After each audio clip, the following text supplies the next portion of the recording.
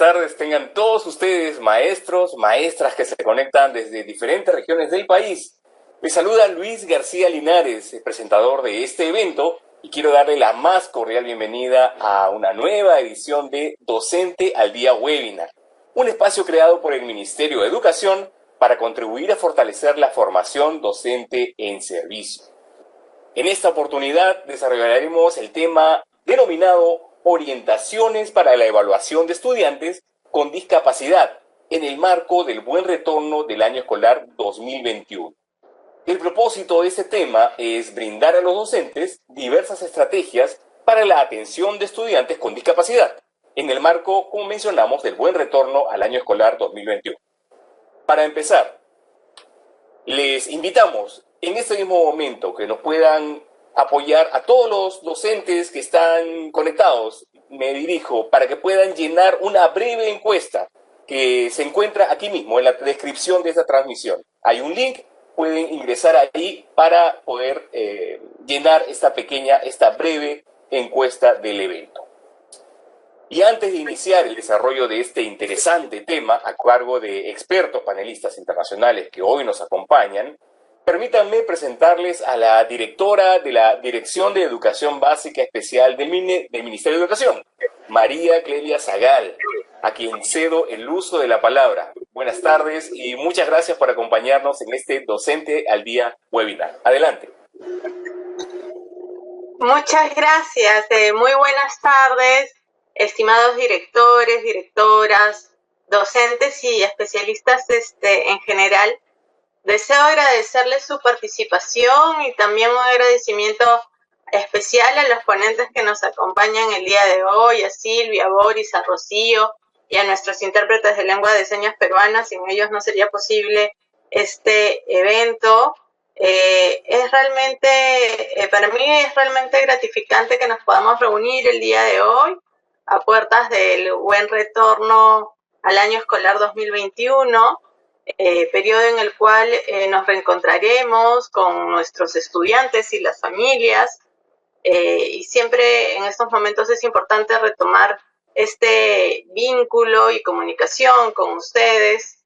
En este sentido, consideramos muy importante tener este espacio de diálogo para poder brindar estrategias a las y los docentes respecto a la atención de la diversidad de nuestros estudiantes, incluidos nuestros estudiantes con discapacidad, bajo un enfoque inclusivo y de atención a la diversidad.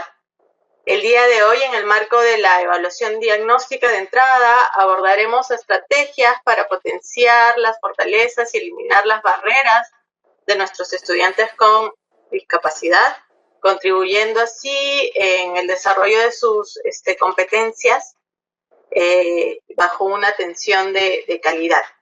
Los invitamos a introducirse en esta mirada que permitirá reconocer y valorar a nuestros estudiantes y contribuir al logro de sus competencias.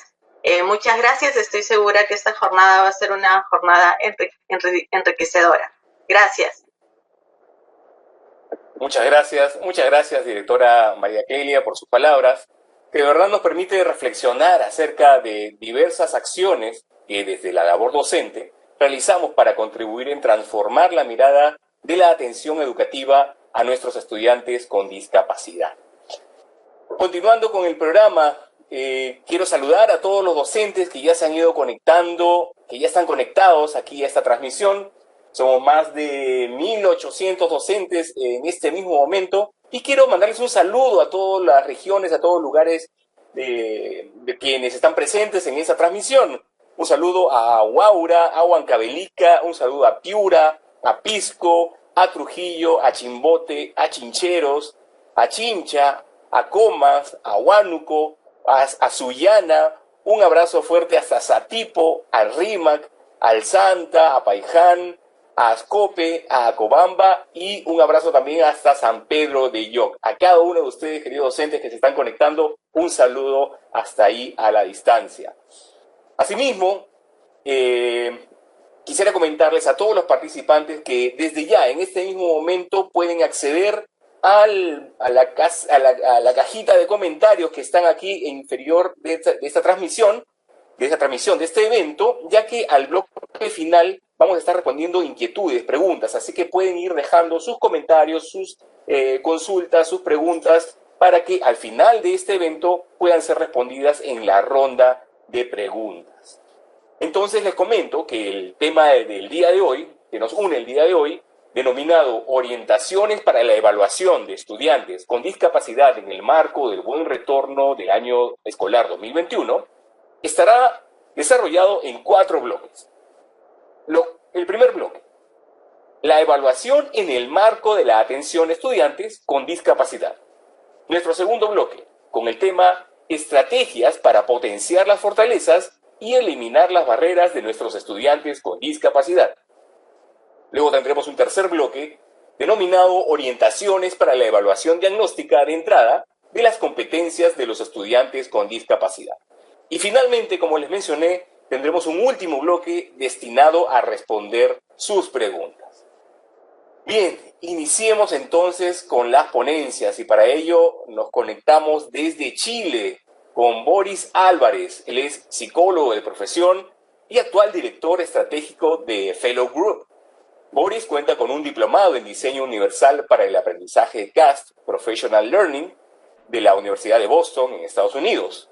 Además, tiene una experiencia en la formación de profesionales en la atención a estudiantes con discapacidad, educación inclusiva, gestión estratégica, habilidades directivas e innovación en educación.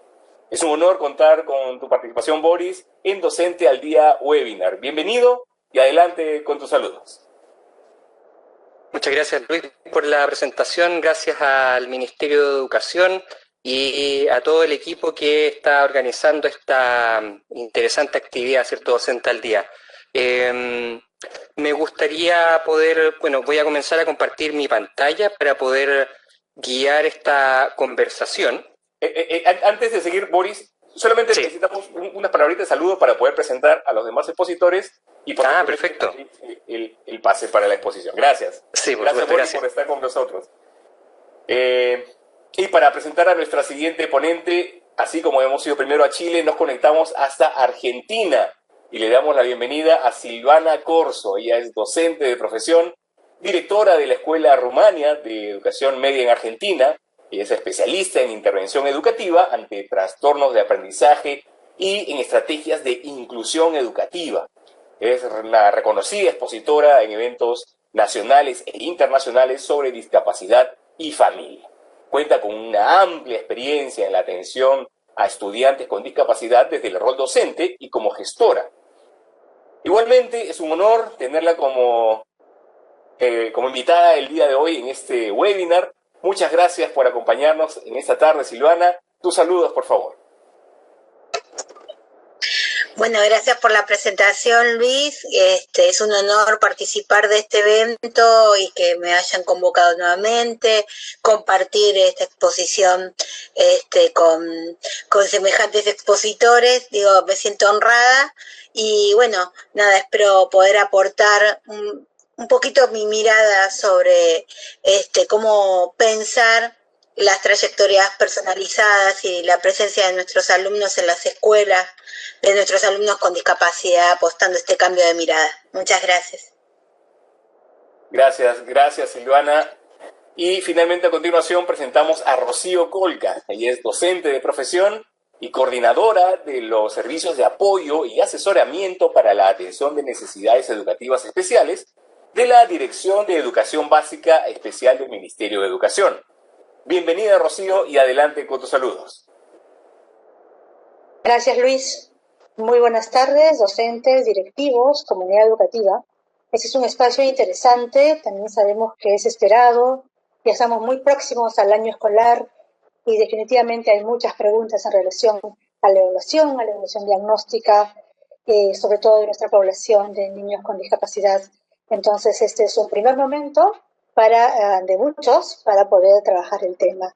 Muchas gracias. Muchas gracias, Rocío. Muchas gracias a cada uno de los ponentes por acompañarnos en esta tarde en Docente al Día Webinar. Entonces, sin más, iniciemos con el desarrollo de nuestro primer bloque, titulado La evaluación en el marco de la atención a estudiantes con discapacidad. Para este primer bloque, cedo el uso de la palabra a Boris Álvarez, quien estará exponiendo este tema. Adelante, por favor. Gracias, Luis. Ahora sí vamos a tratar de comentar, ¿cierto? Y comenzar la presentación. Así es que voy a compartir mi pantalla para que podamos ver la presentación que hemos preparado y que de alguna forma nos ayude a poder guiar esto.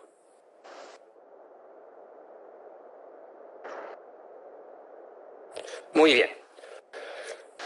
Yo lo primero que quiero hacer en la presentación del día de hoy es hacerles una invitación a cada uno de los docentes, directores, personas que están visualizando esta presentación en este momento. Y la invitación es a que pensemos durante la siguiente hora que vamos a estar acá escuchando tanto la presentación de Silvana, de Rocío como la mía, pensar en cuál va a ser el objetivo para esta sesión. Dense un minuto. Siempre creo que es muy relevante tener ese espacio de reflexión. Piensen en algo desafiante. ¿Cuál es tu objetivo para hoy?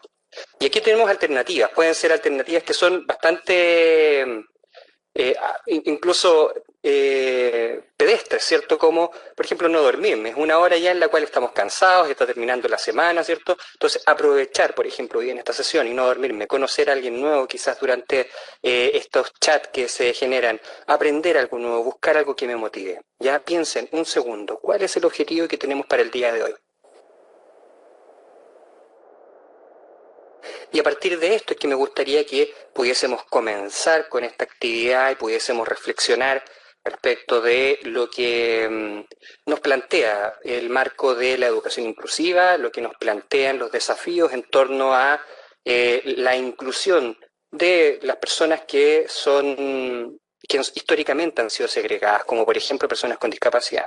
Bien, entonces vemos este cuadro, ¿cierto? Esta imagen en la cual hay un joven que se moviliza en silla de ruedas, tenemos un marco en el cual se genera o estamos en un entorno nevado y tenemos una persona que está, suponemos, quitando la nieve de las escaleras a la entrada de una escuela, ¿cierto? Donde están esperando una serie de jóvenes.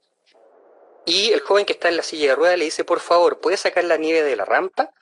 Y la persona que está sacando la nieve de las escaleras le plantea, quizás desde una perspectiva más dirigida hacia la mayoría, ¿cierto? A cómo beneficiar a la mayoría. Dice, todos estos otros niños están esperando usar la escalera. Después de limpiarla voy a sacar la nieve de la rampa, ¿te parece? Sin embargo, lo que nos plantea este joven después como respuesta es bastante interesante, es bastante clarificador. Nos dice, si usted saca la nieve de la rampa, todos podremos pasar por ahí. Y eso es algo que debiésemos estar buscando dentro del contexto educativo.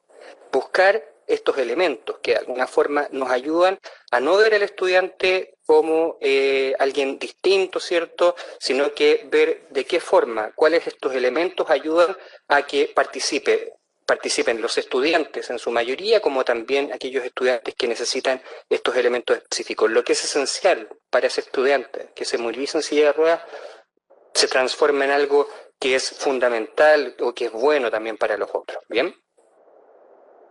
Yo les quiero hablar sobre el concepto de la evaluación, pensando en que la evaluación es uno de los componentes curriculares, ¿cierto? Tenemos 4 componentes curriculares, los objetivos, las evaluaciones, las metodologías que empleamos, que utilizamos en cada una de las clases. Y entendiendo eso es que nosotros nos damos cuenta que existen barreras posibles en cada uno de estos componentes. Dentro de eso es la evaluación, ¿cierto? Y para entender entonces de qué se trata este elemento, este concepto de las barreras, me gustaría que pudiésemos visualizar estas imágenes. Bien, este es el concepto que nosotros vemos como beneficioso o un valor de nuestra sociedad. ¿Cuál es este valor? El valor de la igualdad. A todos les entregamos lo mismo. ¿Bien? Y eso al parecer podría ser justo, pero cuando vemos en este contexto específico, nos damos cuenta que no les sirve a todos. Entregarle a todos lo mismo no les sirve a todos. Y hay algunos que incluso les puede hasta sobrar. Entonces veamos este segundo elemento, ¿cierto? La equidad, este segundo valor. Y nos damos cuenta que bajo el valor de la equidad y el entregarle a cada una de las personas lo que necesita, pudiese ser algo mucho más justo tal vez. Sin embargo, nos damos cuenta que también puede ser poco eficiente, que puede incluir incluso el concepto de ser poco justo, porque no le estamos entregando a algunas personas que eventualmente podrían utilizar otro tipo de cosas. Lo que no estamos viendo acá es el concepto de las barreras. ¿Bien?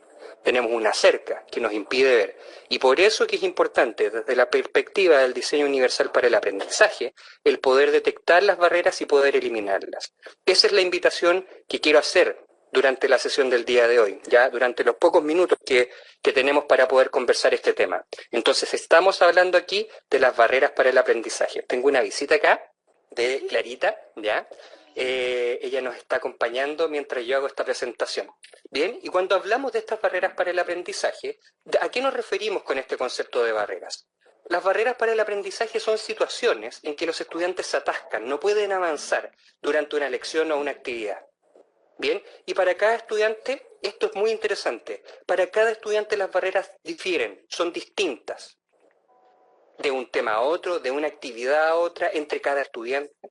Bien, y hace de alguna forma no tan predecible eso. Bien, entonces, cosas que pudiesen ser facilitadores para algunos estudiantes, para otros no lo son. Por ejemplo, un material, ¿cierto? Estamos acostumbrados a utilizar, por ejemplo, como material el texto de libro impreso. Estamos acostumbrados a utilizar como material un cuaderno para tomar notas.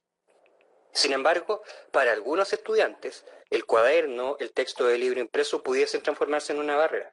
Y ahí es donde tenemos que estar atentos. Bien, ¿quieren ver algunos ejemplos de barreras? Acá tengo algunos ejemplos pequeños, pero que además se piensan mucho desde la mirada del marco DUA. Bien, por ejemplo, no tener suficientes conocimientos previos o las habilidades necesarias para una lección. Bien, un poco los antecedentes con los cuales viene este estudiante.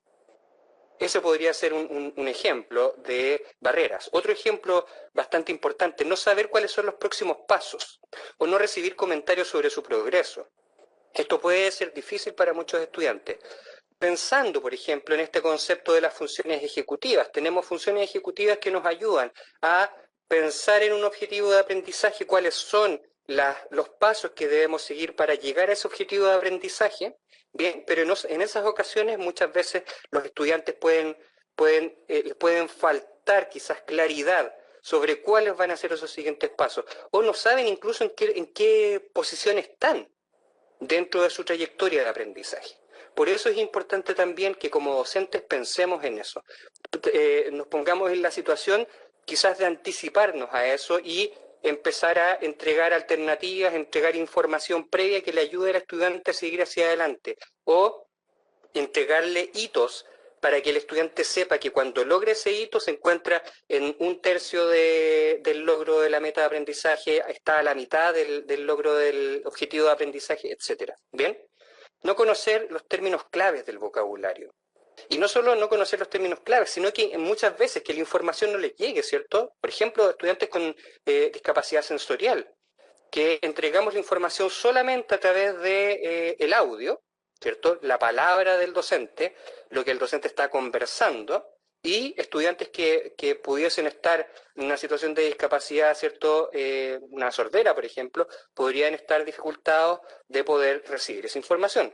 Entonces, no solo no conocer los términos claves o no solo que no te llegue toda la información, ¿cierto? Sino que todo esto de que recibas la información, de que la puedas entender, todo eso podría transformarse en una barrera. Y acá algo que es muy importante y que podría ser incluso tema de discusión, enfrentar desafíos socioemocionales o sentir que una lección no es culturalmente relevante o académicamente interesante.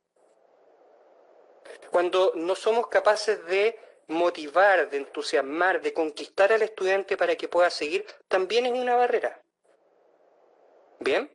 Lo dejo para que podamos reflexionarlo, porque estos componentes que yo les digo, redes cerebrales que están asociados a los aprendizajes, también incorporan las emociones. ¿Bien? Solo para poner un elemento sobre la mesa, Cuando yo les hablo de barreras, no estamos hablando solamente de barreras que pudiesen estar presentes para estudiantes con discapacidad. Estamos hablando de cualquier tipo de barrera. Y acá hay un dato que es muy interesante y que de alguna forma contrasta esta visión de que los estudiantes con discapacidad son los que se enfrentan a barreras. Sí, también en otros contextos, y por eso que es importante hablar sobre todas las personas que de alguna forma son históricamente segregadas de los contextos sociales, como por ejemplo las personas en situación socioeconómica compleja. Bien, una investigación de larga data encuentra que el predictor más confiable del éxito futuro de un niño en la escuela es su familia, asociado al ingreso socioeconómico, ¿cierto? Al ingreso económico que tiene la familia. Los niños de familias de bajos ingresos y bajo nivel educativo generalmente enfrentan muchas barreras para aprender. ¿Quiénes más enfrentan barreras para aprender? Estudiantes con discapacidad, mujeres, personas que no saben o cuya lengua materna no es en la cual se está entregando la instrucción, situaciones multiculturales, etcétera. Hay una serie de personas que se están enfrentando a las barreras y es importante reconocerlas y eliminarlas. ¿Bien? Entonces, yo les hablaba hace un rato atrás sobre los componentes curriculares, ¿cierto? Que eran estos 4 componentes curriculares: objetivos, evaluaciones, métodos, materiales. Y brevemente quiero hablar sobre este componente curricular, ¿cierto? Que son las evaluaciones. Y acá hay algunas recomendaciones que son muy específicas, entregadas por los creadores del diseño universal para el aprendizaje, David Rose and Meyer, en su libro Teoría y Práctica del 2014. Dicen, por ejemplo, que las evaluaciones deben hacerse sobre la marcha, tener lo más continuo posible la información respecto de si el estudiante está aprendiendo o no. Entonces, por ejemplo, durante la clase, preguntarles a los estudiantes y que ellos te hagan señas de si están entendiendo o no lo que tú le estás entregando como información. Entonces, tú les puedes decir, ¿cómo va el aprendizaje? Los estudiantes tú puedes tener anticipado con ellos, ¿cierto? Un lenguaje, ¿cierto? De señas, y te puedan decir si lo entendieron levantando el dedo hacia arriba, si no entendieron el dedo hacia abajo. Si es que no están claros si entendieron o no, podrían mover la mano, ¿cierto? Entonces tienes 3 señales que permiten rápidamente determinar cuántos estudiantes están entendiendo lo que tú explicas, cuántos no lo están entendiendo y cuántos están en duda, ¿cierto? No están muy claros respecto a eso. Tú puedes buscar muchas otras alternativas para poder ir haciendo esta evaluación sobre la marcha. Medir tanto el producto como el proceso. Bien, el producto por lo general es lo que calificamos, es lo que determinamos que efectivamente nos evalúa o nos da información de que el estudiante logró el aprendizaje, pero cuando el producto no cumple con el estándar que te plantean, tú no sabes muy bien o no tienes muy claro en qué parte del proceso el estudiante se vio en conflicto. Sobre todo, por ejemplo, si tú trabajas con sistemas de calificaciones y estas calificaciones se establecen, por ejemplo, la calificación final se establece en base, por ejemplo, a un promedio, ¿cierto? Entonces tienes un estudiante que parte con una calificación alta, un 20, ¿cierto? Después se saca un 10 y termina con un 0, ¿cierto? Y tiene un promedio 10, versus otro estudiante que saca 3 10. Y tienes otro estudiante que partió con un 0 y terminó con un 20, ¿cierto? Todos tienen el mismo promedio, sin embargo, la forma en la cual cada uno de ellos hizo la trayectoria de aprendizaje es distinta. Un estudiante que partió muy bien y que terminó muy mal, un estudiante que nunca pudo avanzar mucho y un estudiante que avanzó drásticamente. Sin embargo, todos tienen la misma calificación al final. Entonces, repensar, rediseñar, reflexionar cómo podemos también dar cuenta de ese proceso. Entregar retroalimentación orientada a la maestría. Bien, yo les decía acá cuando hablábamos en esta parte de de no saber muy bien su progreso, a eso nos referimos, ¿cierto? El rol del docente es ser como este entrenador personal que le dice al estudiante cuánto le falta para llegar a la meta. El profesor que es capaz de entregar esta retroalimentación orientada a la maestría, a decirle cuánto le falta para llegar al objetivo de aprendizaje, ese es el rol que tú necesitas hacer, ¿cierto? Como docente. Y esa es la invitación. Tener evaluaciones que sean flexibles, que sean flexibles, no rígidas, ¿bien? Entonces entregar oportunidades, distintas opciones, no solamente la prueba, sino que también puedan tener alternativas como, por ejemplo, entregar un trabajo, no solamente un tipo de trabajo, sino que algo escrito, algo audiovisual, quizá una creación artística y distintas opciones para que el estudiante pueda hacer esto de una forma mucho más propia, mucho más relevante para él, en el cual se sienta también bastante motivado y comprometido con este aprendizaje. Y las evaluaciones, lógicamente, deben relacionarse directamente con el objetivo y ser bastante claras en los criterios que se están entregando para que los estudiantes sepan que lograron el éxito de esto. ¿Bien? Entonces, ya cerrando algunos elementos que son importantes, considerar al estudiante desde la perspectiva de sus fortalezas. Bien, es un cambio de foco. Sobre todo estos estudiantes que históricamente hemos llamado con necesidades educativas especiales, yo los invito a quitar ese concepto y empezar a hablar de los estudiantes simplemente. Bien, y mirarlos ya no como un estudiante que hay que reparar, que hay que tiene el vaso medio vacío y que tiene que empezar a llenarlo para que se nivele con los otros compañeros. Esa no es la invitación. La invitación es que lo vean desde la perspectiva de sus fortalezas. Entonces, pensar en esta estudiante, cuáles son sus fortalezas, es una estudiante que es enfocada. Pensar en sus necesidades, ¿bien? ¿Cómo podría ella eventualmente aumentar habilidades para enfrentar desafíos? Y a partir de eso, ir entregando estos soportes y apoyos a través, por ejemplo, de una agenda anticipatoria o de generar rutinas. Y con esto voy terminando. Una mirada muy importante desde la fortaleza de nuestros estudiantes. ¿Cuáles son estas fortalezas, cierto? El conjunto de habilidades, capacidades actitudinales, cognitivas, emocionales, afectivas, físicas que los estudiantes poseen. Entonces, por ejemplo, podría ser un estudiante que tiene mucho apoyo de su hermano mayor, su hermano menor, ¿cierto? O algún amigo que tiene dentro de la sala. Disfruta, un estudiante que puede, por ejemplo, disfrutar el conversar con sus amigos, con los docentes, con los familiares. Entonces, alguien que le gusta mucho el debate, que le gusta mucho plantear sus ideas. Por ejemplo, estudiantes que son curiosos, que son curiosas, que les gusta mucho, por ejemplo, cuidar a los animales. Estudiantes que pueden tener disposición para realizar las actividades de su interés, que manifiesten su opinión, de repente no con frases o con ideas que son muy largas, frases cortas, con una idea, incluso con un emoticón, con un emoji, ¿cierto? Entonces, a partir de eso, empezar a pensar, estudiantes que son capaces, por ejemplo, de respetar acuerdos, que son de una pura palabra, ¿cierto? Entonces, pensemos en nuestros estudiantes, pregúntales, ¿cuáles son los que tú crees, cuáles creen ellos que son sus fortalezas? Pregúntaselas y con eso tú puedes comenzar a desarrollar un inventario de fortalezas que te pueda ayudar a enfrentar mejor este año. Les deseo el mejor de los éxitos para este 2021. Yo estoy seguro que les va a ir muy bien y les quiero dar las gracias sobre todo por esta posibilidad de conversar el día de hoy con ustedes. Solo para terminar, presentarles a ustedes cuál será tu desafío para esta próxima semana, ¿cierto? La primera semana del mes de marzo. ¿Cuál va a ser tu gran desafío para poder implementar y hacer de tu sala más inclusiva? Un abrazo. Muy bien. Muy bien, muchas gracias, Boris. Ha sido realmente una presentación muy enriquecedora que contribuye en nuestro actuar docente, resaltando el significado de la evaluación de nuestros estudiantes desde las fortalezas y barreras. Definitivamente tomamos nota de todo lo aquí expresado. Aprovechamos este momento para pedirles que sigan colocando sus comentarios y consultas, preguntas en el chat de esta transmisión. Y también, junto con sus preguntas, puedan ingresar en la descripción de la transmisión a llenar una breve encuesta de este evento.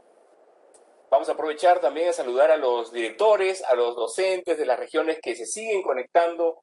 Somos más de 2.900 docentes conectados aquí en este momento. Un saludo hasta Ica, a Loreto, a los docentes de Tacna, de Arequipa, a Carhuaz, Caraballo, Cajamarca, Cajatambo, Palpa, Recuay, Carabelí. Un abrazo hasta Ayabaca, Ayacucho, Huancayo, Tarma, Yungay, Cutervo, Ventanilla, Iquitos, Pacasmayo y hasta el norte a Tumbes. A todos ustedes, queridos docentes, un gran saludo desde aquí. Continuamos entonces con nuestro segundo bloque. Para ello, para continuar con las ponencias, dejo en el uso de la palabra a Silvana Corzo, quien tiene a su cargo el desarrollo de nuestro segundo bloque, denominado Estrategias para potenciar las fortalezas y eliminar las barreras de nuestros estudiantes con discapacidad. Adelante, Silvana, con tu exposición. Muchas gracias, Luis. Bueno, voy a comenzar a compartir pantalla para ir acompañando esta presentación. Y un poco pensar con ustedes esta idea de reconocer las barreras, ¿no? Y pensar en las estrategias. Recién Boris nos hablaba de este cambio de enfoque, ¿no? Hablaba justamente de la necesidad del cambio de enfoque y de dejar de hablar y mencionar y etiquetar, ¿no? A determinados alumnos, alumnos con discapacidad, alumnos con dificultades de aprendizaje. Yo también podría plantear acá que muchas veces los etiquetamos por el lugar donde viven, la región de la que vienen, ¿no? A veces también en relación a los grupos familiares. Tenemos muchas formas de etiquetar en la escuela sin darnos cuenta. Pero para poder dejar de hablar de estudiantes con algún tipo de dificultad, con discapacidad, para poder cambiar este enfoque, ese cambio de mirada tiene que ver básicamente con el cambio, digamos, de la representación que tenemos del otro. Y esa es mi propuesta. Yo vengo a hablar un poco como mamá, como docente y como directora de escuela. Entonces, casi que voy a tener un mensaje para cada uno de ustedes, cualquiera sea el rol. No importa si son docentes o directivos, porque también cuando hable como mamá, que es muy breve lo que voy a decir, pero creo que para mí va a ser lo más importante de mi exposición, también voy a tocar sus corazones, o eso espero, en relación a mirarse también como padres y ponernos también en el lugar de las familias, en este caso que son atravesadas por la discapacidad. Y digo como mamá porque yo también tuve una hija con discapacidad, Catalina, que nació con parálisis cerebral. Catalina falleció ya hace varios años, en el 2009, pero ¿por qué la traigo acá? Un poco le rindo un homenaje cada vez que puedo, porque gracias a ella es que estoy acá compartiendo mis experiencias. De alguna manera también me hice conocida por ella. Bueno, ¿por qué la traigo en este momento? Tiene que ver con qué sería la clave a la hora de poder dar respuestas a todos y cada uno de nuestros alumnos. Y la clave para dar respuestas tiene que ver con preguntarnos básicamente quién es el otro, ¿no? Y no preguntar qué tiene un alumno. Yo creo que esa es la base. ¿Quién es y no qué tiene? Y en el quién es yo me conecto con la prehistoria de nuestros alumnos, digamos, antes de llegar a la escuela.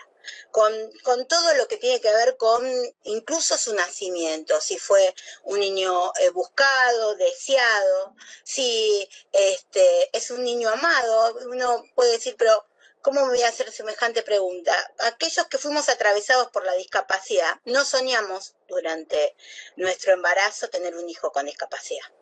Y esa es la realidad. Nosotros les pedimos a las familias que activen, que colaboren, que hagan las terapias para que realmente este recorrido pueda ser posible, pero no nos preguntamos qué momento del duelo está atravesando la familia en relación a este hijo, que es el hijo que no fue, que es el hijo que no soñaron, que es el hijo que no proyectaron durante 9 meses.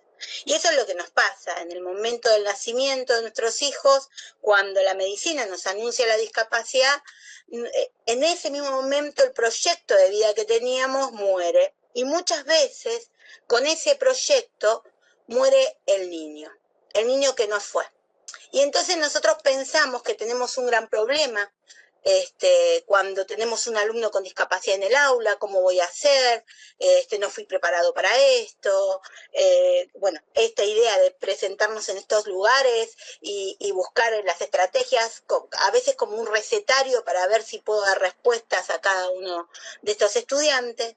Pero la realidad es que a veces el problema no es la discapacidad, sino que estos niños a veces son muertos en vida, porque según el momento que está atravesando la familia, tal vez todavía no se revinculó con este niño, no se enamoró del niño real. Cada familia hace el proceso como puede. Y eso también lo determina, y retomando también lo que decía Boris, ¿no? Los recursos materiales y culturales de cada familia, que también lo va a poder poner en una situación de mayor ventaja o mayor desventaja. Y esto es importante que ustedes lo sepan.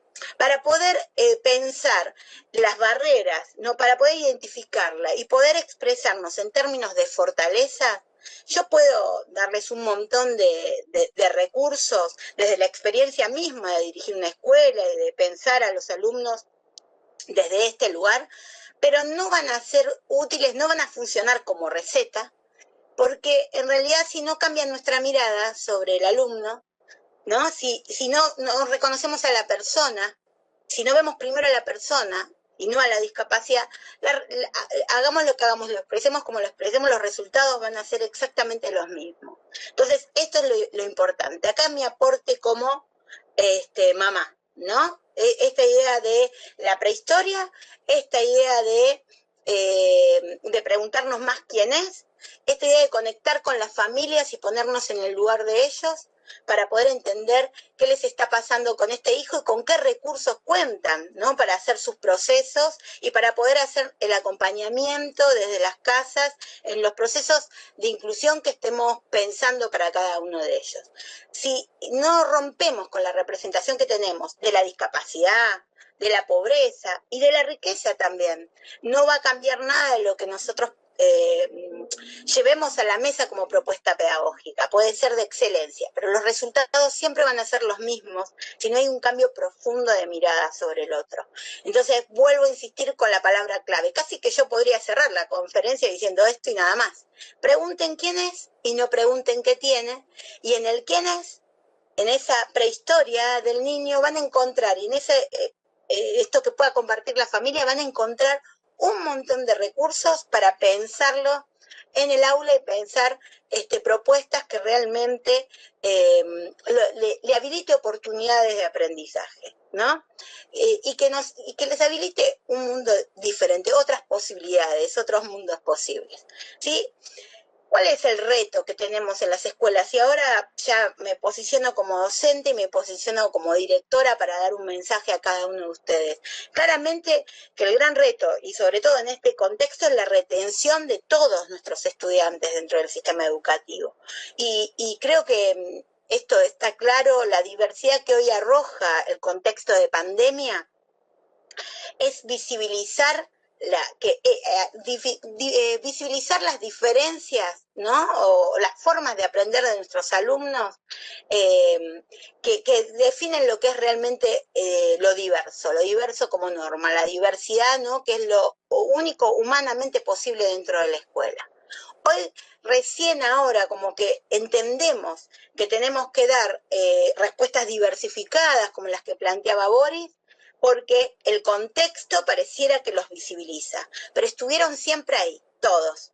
Y esta idea de que, bueno, que lo que puede ser esencial para unos puede ser útil para todos, esto es clave hoy en el contexto que nos rodea. Entonces, nosotros queremos mejorar la calidad de los aprendizajes, dar cuenta realmente de una unidad pedagógica, ¿no? Que este proceso de virtualidad, los chicos, ¿no? Podemos dar cuenta que realmente están aprendiendo esa pregunta que nos estamos haciendo sobre el aprendizaje y que va a encontrar su clave, yo creo que fundamentalmente en posicionarnos como una comunidad profesional de aprendizaje, que no vamos a poder lograr una mayor retención si no pensamos en la real presencia de nuestros alumnos, virtual o presencial, ¿no? La real presencia, y cuando digo presencia no simplemente que estén, sino que estén aprendiendo, eso es garantizar presencia, Y para poder garantizar esa presencia, esa participación y en definitiva el éxito académico va a depender de nosotros como comunidad, ¿sí? Pero cuando digo comunidad profesional de aprendizaje, digo cada uno de nosotros que integramos el sistema educativo tenemos un saber específico, un recorrido, una formación específica que tenemos que poner al servicio del otro. Y cuando digo el otro no es solo de nuestros estudiantes, sino al servicio de mis compañeros docentes para que en conjunto podamos pensar estos procesos. No lo podemos hacer en forma individual. Realmente esto va a tener éxito si nos pensamos como equipo. Si compartimos nuestras experiencias, si nos enriquecemos con las experiencias del otro, digo, y hoy más que nunca, nuestras experiencias no tienen derecho de autor. En la medida que sean exitosas para nuestros chicos, eso le quita ese derecho de autor y tiene que ser entregado para que cada uno de nuestros compañeros se alimente de la experiencia, se enriquezca y no necesariamente lo va a replicar, porque cada uno trabaja en un contexto, entonces en todo caso lo va a recrear, ¿no? Bien. Pensemos que en esta evaluación, en esta idea de pensar las fortalezas, poder expresar en términos de fortalezas, que quiero decir en términos de oportunidades, que piense en crear las condiciones para que el otro aprenda. Podría decir, evaluar la educabilidad tiene que ver con reconocer las fortalezas, ¿no? ¿Qué puedo hacer yo para que aprenda? Y no evaluar, digamos, qué puede aprender y posicionarme en el déficit del que es portador, sino entender que cada uno de nuestros alumnos tiene diferentes estilos de aprendizaje, que todos los estilos de aprendizaje están presentes en nosotros, que tenemos preferencias de unos sobre otros, y en esto es lo más común que tenemos todos como seres humanos. Y que por eso no podemos ofrecer lo mismo al mismo tiempo de la misma manera. Desde ese lugar es que voy a expresar entonces en términos de fortaleza, ¿no? Y generar estas oportunidades. No voy a aclarar esta idea de los principios que ya expuso con claridad y además visualmente Boris en relación a que voy a garantizar igualdad de oportunidades dándole a cada uno lo que está necesitando. Y en ese análisis que hizo de las imágenes que nos permitían ver el potencial de DUA, que es reconocer realmente la dificultad, vuelvo a esta idea de la pedagogía de las condiciones. Boris decía, bueno, igualmente en términos de equidad terminamos muchas veces haciendo segregación porque seguimos identificando, señalando que es el niño el que tiene las dificultades, ¿no? Y entonces, cuando se identifica que realmente la dificultad tiene que ver con nuestra propuesta pedagógica, con nuestra planificación, y podemos intervenir sobre la planificación, ahí realmente garantizamos igualdad de oportunidades sin señalamiento del otro, y ahí podemos dejar de hablar de necesidades educativas especiales, ¿no? Yo quiero, voy controlando porque me quedan pocos minutos, pero sí hablar en términos de diagnóstico. Una de mis maestras en este tema, justamente una especialista en inclusión educativa en la Argentina, yo diría pionera, María José Borsani. Bueno, la cita que estoy exponiendo ahora, que me encanta porque tiene que ver con esta idea de si el diagnóstico sepulta al niño, y yo vengo planteando que no miremos la discapacidad y que miremos a la persona, entonces vamos a replicar lo que los espartanos, ¿no? En la antigüedad tiraban, descartaban a los niños con discapacidad, ¿no? Bueno, nosotros también lo descartamos con el diagnóstico, ¿sí? Y lo arrojamos en un abismo de significatividad, ¿no? Y en nombre de la ciencia. Y con todo lo que hemos evolucionado o no hemos evolucionado. Entonces, quiero volver a esta idea de la mirada y decirles que muchas veces en esta evaluación diagnóstica se nos juega la presencia de los alumnos en términos de cuerpo. Yo juego mucho con la idea del cuerpo visible, del cuerpo invisible y de los cuerpos ausentes. ¿Por qué hablo de cuerpos? Acá me gusta mencionar a un psicomotricista argentino, Daniel Kalmel, que dice: el organismo habla de la especie y el cuerpo habla de la persona. Y la medicina generalmente se posiciona en el organismo. Y entonces termina dando cuenta de la especie, porque en la medicina también se ve un debate en discapacidad. En el caso de los docentes, nosotros nos tenemos que conectar con las personas, ¿no? El cuerpo es el que habla de la persona. Y a veces nosotros nos conectamos con el organismo. El cuerpo visible, esta idea de cuerpo visible, invisible y ausente, es el cuerpo que notoriamente tiene una discapacidad, que yo llego al aula y lo puedo identificar. Y ese cuerpo condiciona mi mirada, ¿no? Entonces, cuando condiciona mi mirada, no estoy conectado con la persona. Yo se lo voy a explicar muy brevemente con una anécdota, si todavía me quedan 2 minutitos, voy a robar uno más, para que ustedes me puedan entender dónde está la dificultad. Yo les cuento una breve anécdota del primer alumno que entró casi de la mano de mi gestión 14 años atrás cuando asumí la conducción de la escuela que mencionaban, la escuela Rumania. Y el primer alumno que entra de la mano de mi gestión para trabajar sistemáticamente en discapacidad en una escuela secundaria común, Luciano, lo puedo nombrar, pues está ya por recibirse de abogado, tiene parálisis cerebral. Y en ese momento yo cometo el error de presentarlo con la etiqueta. ¿Por qué? Porque vivía mi hija, porque conocía mucho el tema de la parálisis cerebral y me parecía que podía aportar mucho a los docentes para pensar la trayectoria de Luciano en la escuela. Pero dije parálisis cerebral y se paralizó el profesorado, se inhibió el profesorado. ¿Cómo vamos a hacer para trabajar con un alumno con parálisis cerebral? Pero ¿saben cuál es la anécdota? Que ya había egresado un alumno con parálisis cerebral dentro de la escuela muchos años atrás. Y no había hecho ruido, no había paralizado a los docentes. ¿Por qué? Porque ni siquiera tenía certificado de discapacidad. Y al no ser presentado con esa etiqueta, ¿no? Al no ser presentado como un alumno con parálisis cerebral, al docente se le juega la representación de lo que ve. Lo ve en una silla de ruedas y dice, es paralítico. Y se le juega esta idea de que debe estar, digamos, su problema es motor, pero no es neurológico, y eso es una representación. Entonces el docente cree que puede aprender y que logra que aprenda.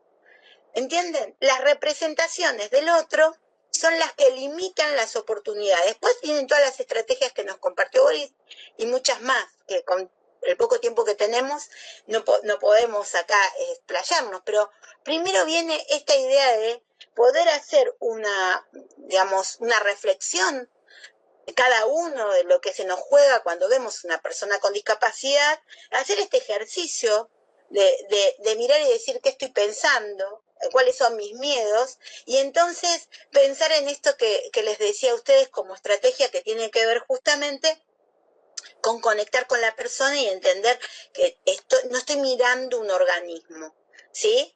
Que estoy mirando una persona que tiene un nombre, que está condicionado por un contexto, por su historia familiar, por eso no existe un niño con parálisis cerebral igual al otro, un niño con TEA igual al otro, etcétera.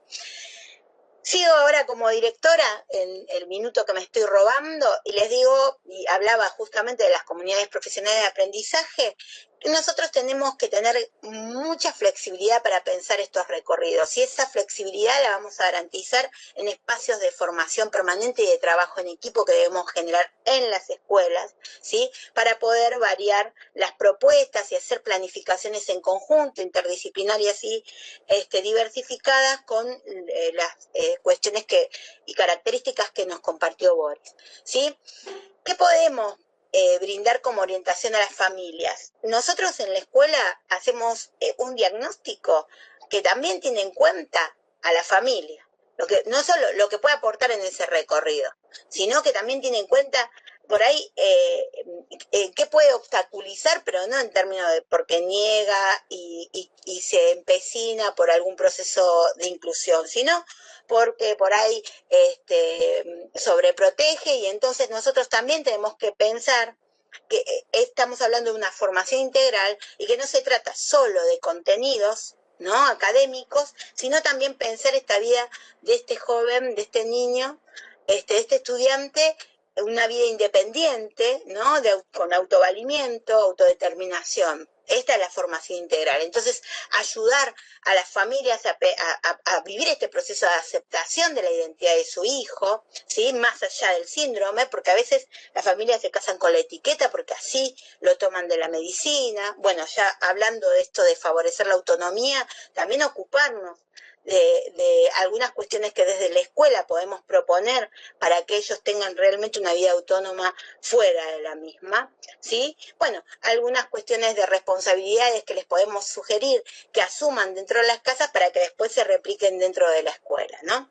Bueno, ya creo que me pasé muchísimo de tiempo, pero, y ya termino, juro. Total PowerPoint queda, algunas cuestiones que a veces uno piensa para todos, son tan básicas que para los chicos con discapacidad es igual, o sea, no hay diferencias, como preguntarse si entendieron realmente las consignas para realizar el trabajo. Esto lo debemos hacer con todos los alumnos, ¿no? A ver que revise cuando finalizó la tarea para verificar que siguieron todos los pasos, glosarios por áreas y diccionario, ¿sí? Si tiene muchas partes las tareas, a dárselas secuenciadas, pero esto es un ABC para pensar a todos nuestros alumnos dentro de la escuela. Bueno, no me puedo explayar más porque me pasé de tiempo. Bueno, muchas gracias por la oportunidad y espero haber sido clara. Voy a dejar de compartir. Muchas gracias, Silvana, por tan importantes aportes brindados a los docentes a nivel nacional, con el mensaje que más allá de ver la discapacidad, veamos a la persona potenciando las fortalezas de nuestros estudiantes. Muchas gracias, Silvana. Sigan con nosotros, a todos los docentes que están conectados, pues a continuación iniciamos nuestro tercer bloque.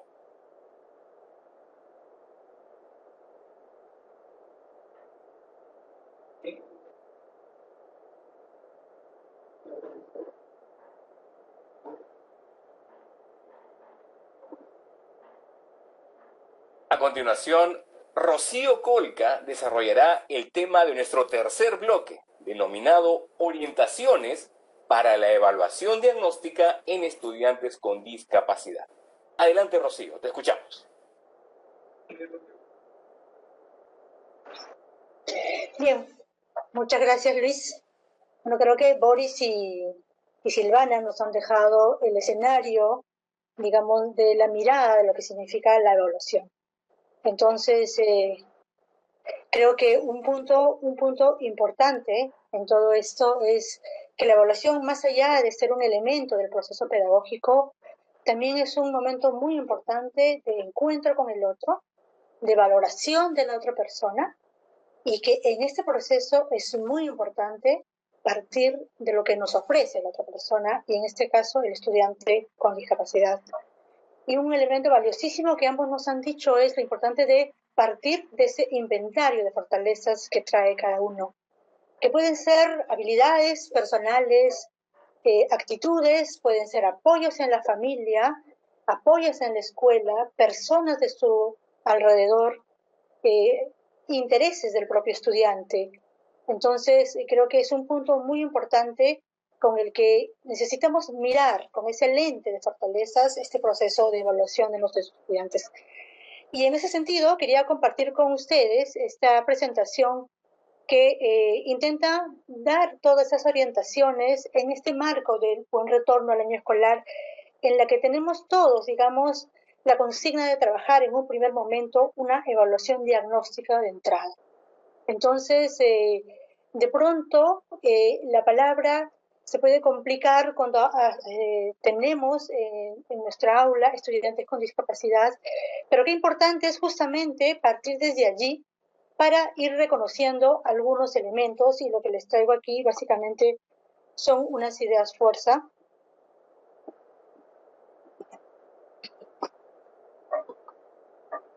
Para poder, ¿qué debemos considerar en esta evaluación diagnóstica? Que es una tarea con la que todos los docentes vamos a iniciar el año, y las cuales de pronto en webinars anteriores se han dado ya las pautas. Pero ¿qué pasa cuando tengo chicos con discapacidad? Y la mirada de Boris decía, a veces necesitamos mirar todos y no poner las etiquetas, porque en ese programarnos para la diversidad, bajamos un poco la intensidad a estas especializaciones y miramos a los estudiantes desde lo que traen. Entonces, pero aún así creo que es necesario puntualizar algunos elementos y una primera idea fuerza que quería compartir con ustedes era, ¿qué hacer? Recoger información de nuestro estudiante. Esto es vital. Y un primer elemento que tenemos que mirar es el registro en el CIAGIE. El año pasado, lo que se quedó registrado, la evaluación, el desarrollo de las competencias que se realizaron, también lo que se ha registrado sobre la condición y característica del estudiante. Otro punto importante es el portafolio de evidencias del año anterior. Si es un estudiante que yo ya he tenido el año anterior, yo lo conozco un poco más. Pero si es un estudiante nuevo, o yo soy una maestra nueva en el aula, es importante conocerlo a través de lo que él ha producido, de lo que él nos ha alcanzado. Otro punto importante es la carpeta de recuperación, es la revisión de esta carpeta. Todos los estudiantes no han, digamos, seguido este proceso. Esto básicamente ha estado destinado a aquellos que no han podido conectarse en el último semestre o han tenido alguna dificultad en el desarrollo de las competencias. Entonces, pero también es importante ver si existe este elemento, revisarlo. Y un cuarto punto en esto de recojo de información, qué importante es entrevistar a la familia. Con los elementos que tenemos, estamos en un contexto virtual en este primer trimestre todavía, entonces definitivamente las llamadas, las reuniones por Zoom o por Meet, son importantes estos canales para poder acercarme a la familia o a alguna persona de referencia en la familia que me pueda brindar algunos elementos y sobre todo esta mirada de decir qué no puede hacer el estudiante, sino qué es lo que él se siente bien haciendo, qué es lo que le gusta hacer, qué intereses tiene, qué lo motiva. Entonces, de pronto también la entrevista, cuando va en ese tono, la familia también se explaya y puede de pronto darnos información valiosa que finalmente nos termina ayudando. Otra idea importante en este proceso es seleccionar, crear, ajustar una situación que responda a los intereses y motivación de mi estudiante. La evaluación diagnóstica nos han planteado que tiene que ser a través de una situación de aprendizaje. Una situación de aprendizaje que nos permita identificar y describir contextos específicos, ya sean locales, personales, globales, o también alguna problemática, digamos, que tenga que ver con actitudes o estereotipos, y otros elementos que podamos ya mirar como docentes. Entonces, en esta construcción, en este planteamiento de esta situación de aprendizaje, ¿qué hacemos como docentes si tenemos a un estudiante con discapacidad? Y el primer punto, y ahí vamos a retomar este elemento, es considerar al plantear esa situación las fortalezas, por un lado, del estudiante, con todo el abanico que estamos entendiendo por fortalezas, pero también por otro lado, con esas motivaciones e intereses de aprendizaje que él tiene. Entonces, creo que es importante tener estos dos elementos muy claros para yo plantear la situación de aprendizaje, porque esto de alguna manera ya está articulado al ser del estudiante y por lo tanto esto va a mantener el esfuerzo y la persistencia que él pueda tener para desarrollar la actividad. Entonces, este es un segundo punto que tiene básicamente que ver con el desarrollo o con el planteamiento de la situación de aprendizaje.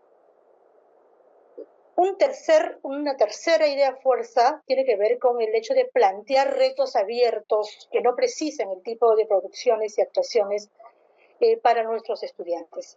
Entonces, en este marco de evaluación diagnóstica, se plantea una situación de aprendizaje, pero también al interior se debe plantear un reto de aprendizaje.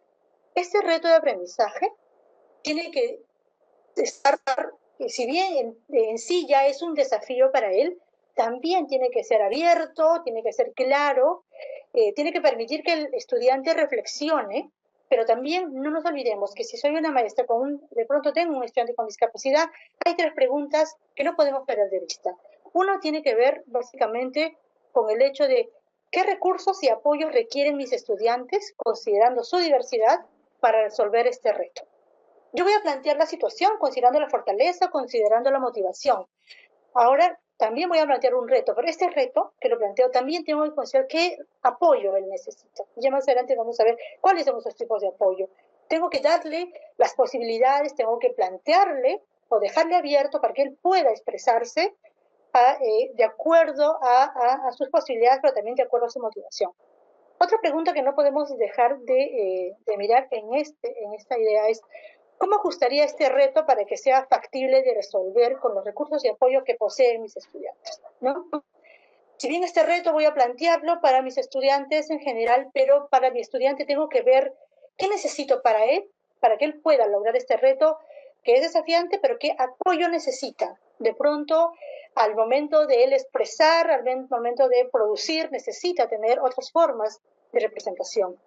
Entonces allí, cuanto más apertura tengamos en este planteamiento, definitivamente él va a encontrar el canal adecuado, ya sea visual, ya sea auditivo, ya sea a través de una infografía o algún otro elemento o algún otro formato para que él pueda dar respuesta a este reto. Y en esta idea, justamente la pregunta de qué adecuaciones puedo realizar para responder a los niveles reales, justamente tiene que ver básicamente con los ajustes que yo tengo que hacer a este reto, considerando la situación, que de por sí ya no tendrían que ser tan extensos, porque ya la situación ha sido planteada considerando su fortaleza y considerando también su motivación. Entonces los ajustes en ese sentido tendrían que ser básicamente en relación a qué apoyos necesito brindarle. Y justamente hablando de apoyos, yo les quisiera compartir aquí un poco esta tipología de apoyos, porque esta cuarta idea tiene que ver básicamente con brindar recursos y apoyos a los estudiantes para resolver el reto de la experiencia de aprendizaje, ¿no? Cuando hablamos de apoyos hay una gama y podemos entender muchas cosas por apoyo y de hecho son palabras, barreras, fortalezas, apoyos, son palabras que estamos instalando, que estamos trabajando muy fuertemente con todos los docentes y también con los servicios de apoyo en una mirada y en una idea de decir que el lenguaje construye realidades. Entonces, a veces partir de las fortalezas también ayuda justamente a que el estudiante pueda dar lo mejor de sí.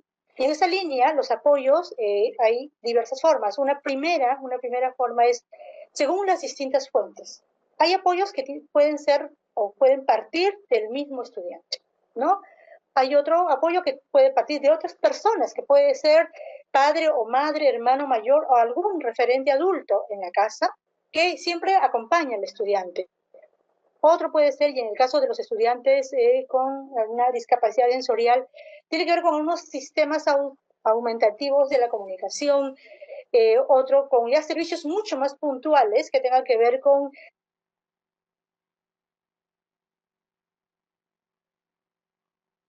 terapias, con talleres, en fin, ya más acotados a alguna necesidad más específica.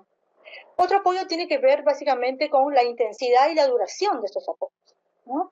Hay apoyos que son mucho más generalizados, son apoyos que necesitan todo el tiempo, un intérprete de lengua de señas, por ejemplo, el trabajo o el manejo del sistema de braille, en fin, todo el tiempo.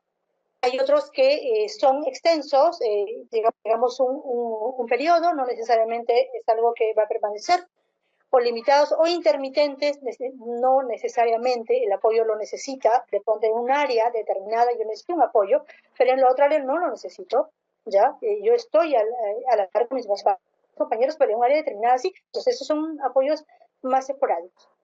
Otros apoyos que tengan que ver con las funciones, que tengan que ver con regular el comportamiento, en el caso de crisis, por ejemplo, en el caso de cómo acceder a la información, para la adquisición de conocimientos, si yo a veces necesito tener un organizador visual para entenderlo, necesito tener un pictograma, una infografía, entonces yo voy a entenderlo también, al igual que mis compañeros, pero necesito ese apoyo o algún texto en lectura fácil que me permita a mí tener un acceso mucho más libre al conocimiento.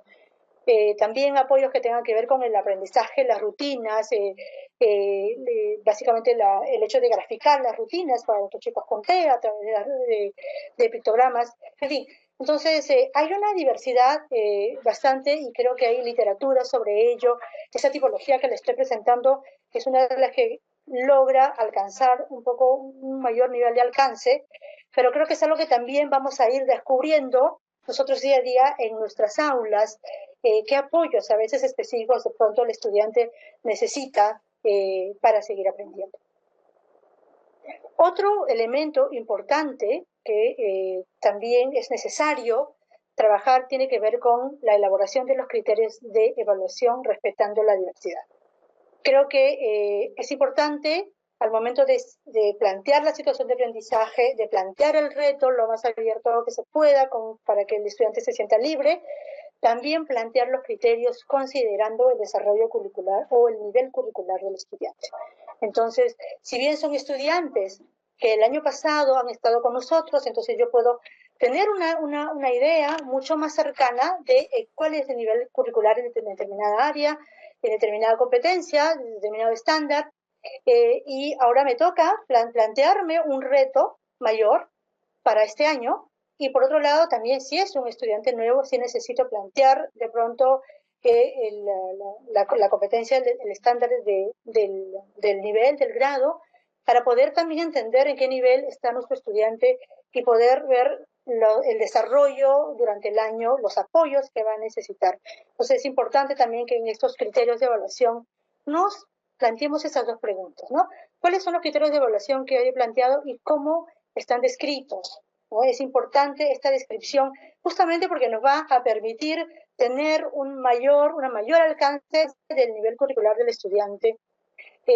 Otra pregunta importante tiene que ver con los desempeños esperados, que los criterios son alcanzables con lo aprendido en experiencia, ¿no? Un poco la brecha entre lo que le toca aprender el nivel de grado, en lo que él ha podido lograr en su propio proceso y lo que él necesita alcanzar este año, ¿no?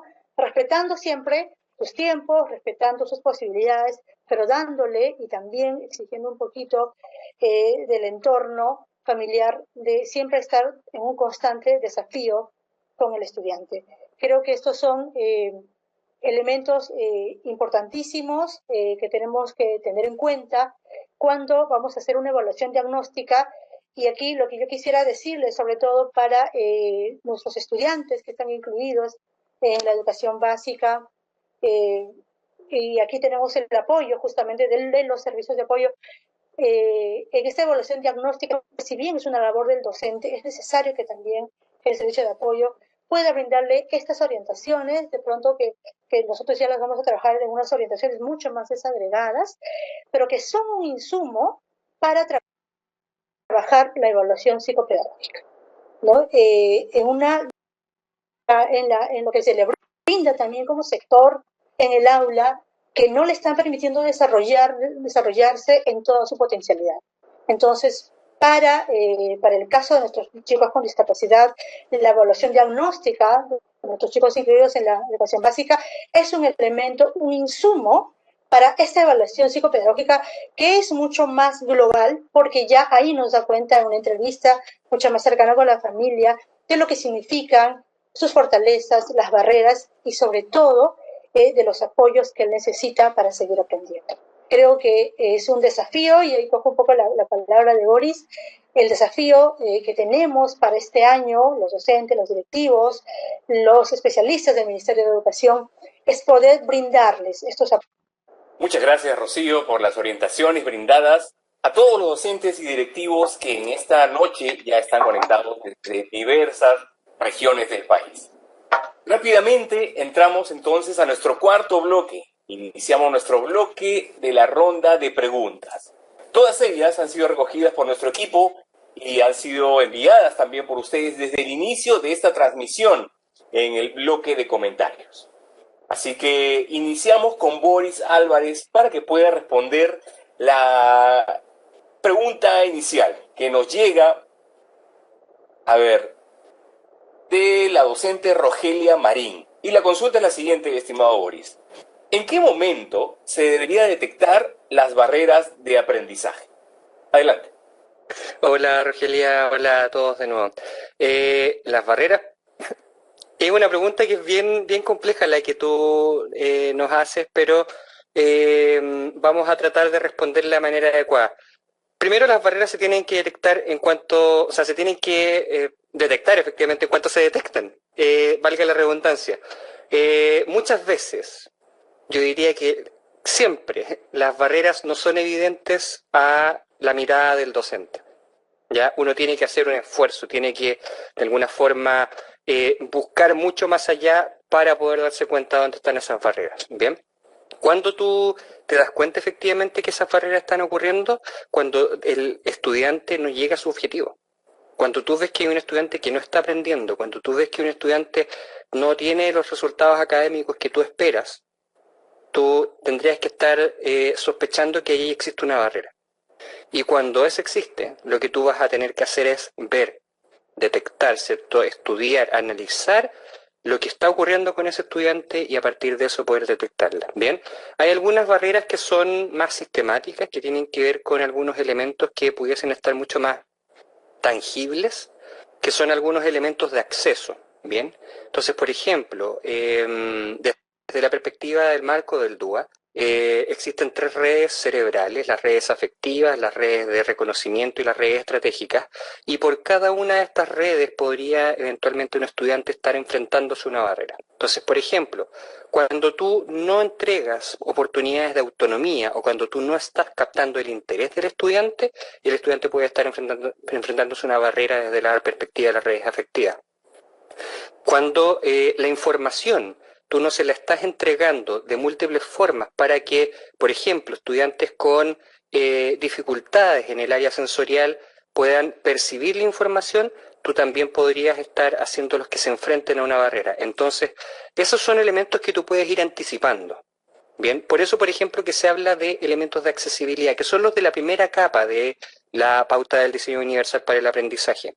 Eso tú puedes ir anticipándolo incluso. Entonces, cuando a ti, por ejemplo, en esta sesión nos invitan a nosotros a entregar una presentación, tener una forma de comunicarnos que sea clara, y además de eso todo lo apoyan con elementos visuales, como por ejemplo el intérprete de lengua de señas, todo eso nos está ayudando a nosotros a poder ir anticipando esas barreras, ¿bien? Entonces son esa capa de acceso que tú inicialmente deberías ir trabajando. Pero las otras barreras, las que son menos evidentes, tú tienes que empezar a sospechar una vez que el estudiante te da elementos de que no está logrando ese aprendizaje. Y ahí analizar todas las opciones. Y ahí yo, por ejemplo, te planteo, cuando uno piensa, un estudiante que no sigue instrucciones, ¿bien? Cuando un estudiante no sigue instrucciones, hay alguna barrera presente. ¿Cuál puede ser? Millones, ¿cierto? Por ejemplo, que no haya escuchado las instrucciones. Entonces, la forma en la cual se están entregando las instrucciones no es adecuada, ¿cierto? Tú podrías ampliar más esas alternativas. Que no las entendió, porque el lenguaje sobre el cual se entregó era muy complejo, o se le olvidaron en el camino, ¿cierto? Entonces necesita recordatorios, o simplemente el objetivo de aprendizaje que tú le entregaste no era relevante para él, ¿cierto? Entonces tenemos que hacer que los objetivos de aprendizaje también sean relevantes para ellos. Un poco esa es la invitación, y voy a tratar de hacerlo así de breve, lo más breve que pude en realidad responder a esa pregunta. Gracias. Muy bien, muchas gracias, Boris, por tu respuesta. Pasamos a la siguiente pregunta, que está dirigida a Silvana Corso. La pregunta viene de la docente Maritza Zumba y es la siguiente: ¿cómo trabajar con los padres del niño con discapacidad? Porque hemos entendido que la participación de los padres es muy importante en estos casos. Adelante, Silvana.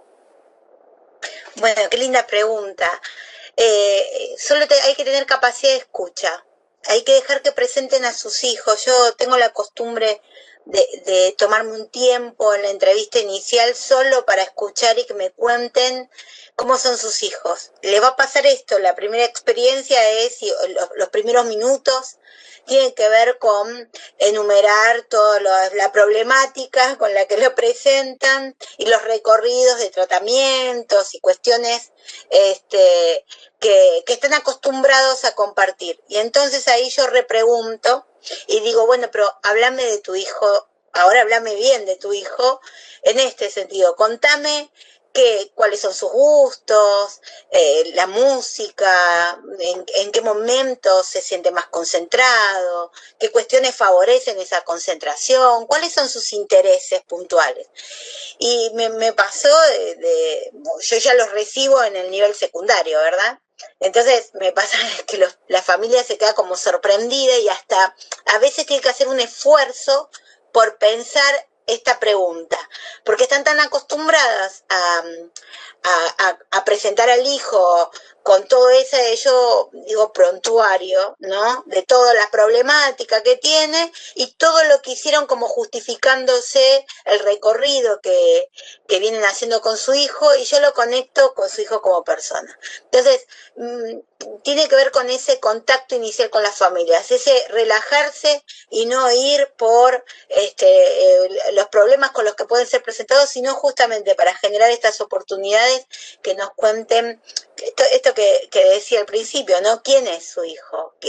¿Cómo lo podría presentar? Yo tengo a mi hijo Tomás, que es muy amoroso, muy amoroso, pero es muy obstinado con algunas cuestiones, bueno, así, ir presentándolo de esa manera que también les va a dar muchas herramientas para pensarlo en el aula. Y yo creo que ahí tienen más herramientas que después, bueno, hay otras específicas para la propuesta pedagógica, pero estas van a ser fundamentales para pensarlo en la convivencia, porque una buena convivencia también genera un ambiente propicio para el aprendizaje. No hay aprendizaje si no hay emoción, y no es solo lo que yo tenga para proponer y motivarlo, sino también las condiciones del ambiente. Cuando hablo de ambiente de aprendizaje, no es solo la propuesta pedagógica, sino también el ambiente que se pueda generar dentro del aula. Y esas herramientas te las da la familia. No sé si respondí, pero cualquier cosa, estoy acá. Gracias Silvana por tu respuesta. Y pasamos a la última pregunta para Rocío Colca, y es la siguiente. El docente Rómulo Cruz nos alcanza su consulta, y es la siguiente: ¿cómo evaluamos en este contexto virtual a estudiantes con discapacidad? ¿Y qué tan confiables son estas evaluaciones? Adelante, Rocío. Gracias al maestro por la pregunta. Bien, creo que el proceso de evaluación que estamos planteando este año para nuestros estudiantes con discapacidad justamente inicia o tiene un sentido distinto y que seguramente hay docentes que ya lo venían trabajando de esa manera. Lo que estamos en todo caso es sincerando esta nueva mirada de decir, partamos de las fortalezas, partamos de este inventario de elementos importantes que el estudiante nos trae. Entonces, digamos, es una premisa anterior. Pero para el proceso de evaluación en sí de nuestros chicos, lo que estamos planteando es la evaluación diagnóstica que el docente realiza en el aula, en un primer momento, pero también de manera paralela la evaluación psicopedagógica. Esta evaluación psicopedagógica en un formato mucho más en la mirada de fortalezas, de reconocimiento de barreras, de apoyos que necesita, pero también con un espacio importante dentro de esta evaluación psicopedagógica que tiene que ver con el tema curricular y tiene que ver básicamente con el nivel curricular del estudiante, dependiendo un poco de los estándares, de las competencias, de lo que él puede realizar. Y aquí básicamente hay varias áreas, hay competencias donde él seguramente solo va a necesitar algunas adaptaciones, algunos ajustes, diversos formatos de representación, pero las competencias son las que va a seguir con sus compañeros de grado. Pero de pronto existirán otras áreas en donde él necesita todavía culminar o necesitamos respetar su proceso y por lo tanto podemos tener algún estándar anterior, de algún año anterior. Entonces todo eso se necesita explicitarse dentro de la evaluación psicopedagógica, y para esta evaluación psicopedagógica sí es un punto importante y un insumo importante esta evaluación diagnóstica. Entonces, en ese sentido, se está planteando esta evaluación global para que el maestro pueda tener, digamos, un punto de partida importante, un referente importante, con el que luego va a proyectar su año en términos de programación, y ahí viene el tema del plan de orientación individual.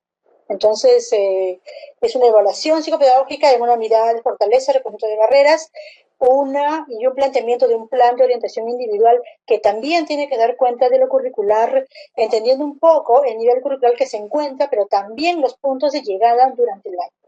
Entonces, eso es lo que se está planteando para este año. Hay instrumentos al interior, hay listas de cotejo al interior, pero que lo que estamos buscando básicamente es tener un formato mucho más ágil, mucho más libre, en la mitad de lo que Boris y Silvana también nos han planteado, de lo que necesitamos realmente recoger de ellos, de lo que nos va a ser útil en este proceso pedagógico para este año. Entonces, eso es lo que estamos planteando. De hecho, como Dirección Pedagógica Especial vamos a tener orientaciones mucho más específicas en términos de formatos y de pronto más especificidades que nos van a ayudar en este proceso. Gracias. Muy bien, agradecemos las preguntas brindadas por el público y la puntual claridad en las respuestas por parte de nuestros expositores. Aprovechamos la oportunidad y les invito a los docentes a visitar el buzón de consulta docente. Este buzón se encuentra las preguntas frecuentes que están publicadas y también permite resolver algunas otras dudas que se presentan frecuentemente. Este buzón de consultas docentes está en la plataforma Aprendo en Casa, en el icono Orientaciones en el área de docentes. Ahí pueden hacer, inclusive buscar las preguntas frecuentes y si alguna eventualmente o alguna duda, alguna inquietud no tiene su respuesta o no encuentra ahí la respuesta que responda a su duda, pueden utilizar un formulario de consultas y desde la DIFOTS le responderemos directamente para resolver su consulta a su correo electrónico. Muy bien, de esta manera vamos llegando al final de esta presente edición de Docente al Día Webinar, un espacio del Ministerio de Educación organizado por la Dirección de Formación Docente en Servicio, que en esta edición ha contado con la colaboración y apoyo de la Dirección de Educación Básica Especial. Expresamos el agradecimiento a todo el equipo y en especial a su directora María Clélica Zagal Heredia. E igualmente el agradecimiento especial a nuestros ponentes, a quienes les invito a que puedan acompañarnos con sus palabras finales. Empezamos con Boris, luego Silvana y finalizamos con Rocío. Adelante, Boris. Muchas gracias, Luis. Muy breve, solo con cómo terminé mi presentación, el hecho de plantearse un desafío para este año. ¿Cuál va a ser este desafío que ustedes se van a proponer?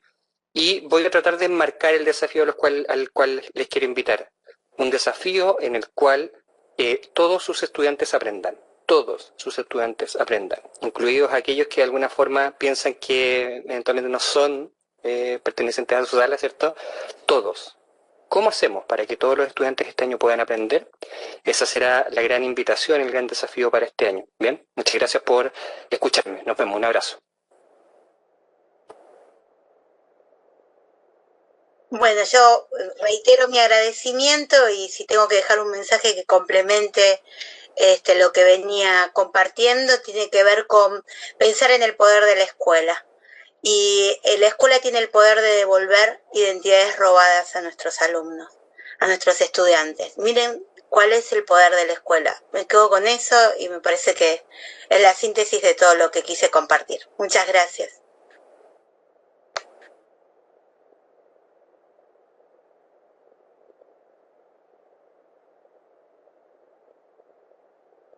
Bien, bueno, muchas gracias. Yo creo que hemos tenido unos ponentes de primera línea, hablo de Boris y de Silvana.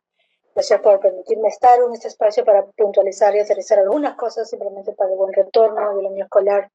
Creo que tenemos un reto enorme por este año, tenemos muchísimo, digamos, entusiasmo y creo que ahí nos aunamos un poco los directores y los docentes, pero también sabemos un poco los desafíos que tenemos en de seguir acompañándolos y seguir brindándoles las orientaciones mucho más específicas para que este proceso sea lo mejor posible, que sea un buen retorno para el año escolar y cuenten con nosotros para que sea así. Gracias. Muchas gracias y esperamos de verdad tenerlos nuevamente en Docente al Día Webinar. Ha sido un gusto contar con su presencia de cada uno de ustedes. Gracias. Y también queremos agradecer a sus intérpretes de señas que esta noche nos han acompañado para darle al evento el enfoque de inclusión. Muchas gracias a ustedes también. Con nosotros será hasta el próximo viernes en el mismo horario de las 6 de la tarde en una nueva edición de Docente al Día Webinar, donde trataremos un interesante tema denominado el actuar competente y el enfoque por competencias. Definitivamente no se lo pueden perder. Tampoco se pueden perder los siguientes avisos de los cursos y voy a pedir que puedan ayudarme con la presentación. Los cursos que tenemos a su disposición para todos los docentes de educación básica. Tomen nota, por favor. Presten mucha atención porque esta información es muy importante. En el marco del Programa Nacional de Desarrollo de la Competencia Digital Docente, los invitamos a preinscribirse en los 4 cursos que ponemos a su disposición y que forman parte de los compromisos de desempeño. Estos son, como están viendo en la gráfica, gestiona curso entornos virtuales para evaluaciones diversificadas, tutorial gestión de comunidades de aprendizaje virtuales, herramienta tecnológica para el monitoreo, seguimiento y retroalimentación de aprendizajes y ciudadanía digital. Este es el curso dirigido a docentes de educación básica regular, alternativa y básica especial. Y el segundo curso que queremos mencionarles, que continúan las preinscripciones para participar en el Programa Nacional para la Mejora de los Aprendizajes. Este programa ofrece 3 cursos. El primero es Evaluación Diagnóstica, enseñar al nivel real de los aprendizajes 1 y 2, y está dirigido a los docentes de educación básica de todos los niveles. Ya saben que para preinscribirse en toda nuestra oferta formativa, solo deben ingresar con su usuario, su contraseña en la plataforma de Perú Educa. Ingresan a la plataforma de Perú Educa con su usuario y su contraseña y pueden realizar su preinscripción. Muy bien, hasta ahí el aviso de los cursos. Bien, de esta manera nos despedimos y aprovechamos para recordarles seguir con los protocolos recomendados por el Ministerio de Salud. Recuerden, evitemos salir a reuniones o asistir a reuniones, inclusive de la familia. Continuemos con el constante lavado de manos y el uso de la mascarilla. Recuerden que todos nosotros somos ejemplo a nuestros estudiantes y a sus familias. Sigamos comprometidos con la educación y por favor no bajemos la guardia frente a esta enfermedad. Voy a invitar en este momento a Boris, a Silvana y a Rocío que me han acompañado en esta transmisión, que me acompañen nuevamente pero a colocarnos nuestras mascarillas.